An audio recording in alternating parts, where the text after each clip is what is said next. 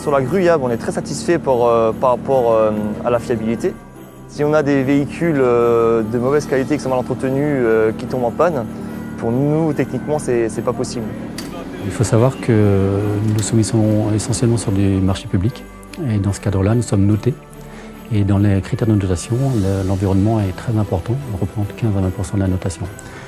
L'utilisation de véhicules électriques, comme des VL ou maintenant des PL, puisqu'on a un camion IPTO avec une grue électrique, permet d'obtenir une meilleure notation et nous permet d'obtenir des marchés. Donc je suis parti du constat d'une formule qui existe pour calculer la puissance absorbée par un circuit hydraulique, qui consiste à multiplier la pression du circuit par son débit. Et on se rend vite compte que pour ce type d'appareil de levage, on a besoin d'environ d'une 50aine de chevaux.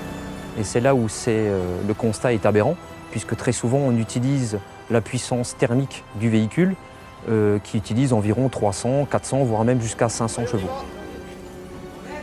Et alors oui, je suis très fier d'avoir la première grue IPTO YAB électrique en France, et d'autant plus dans le groupe SPI.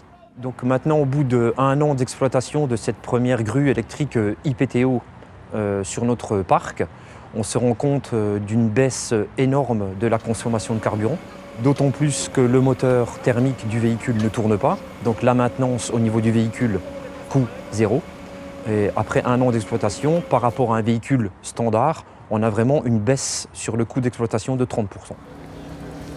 L'avantage vraiment de l'EPTO, c'est qu'on n'a pas ce moteur thermique du camion qui tourne constamment. On a vraiment une bonne coordination entre toute l'équipe, c'est-à-dire qu'on n'a pas besoin d'élever la voix ou de crier avec tout le monde. Et on a quand même cet avantage de ne pas polluer, quoi.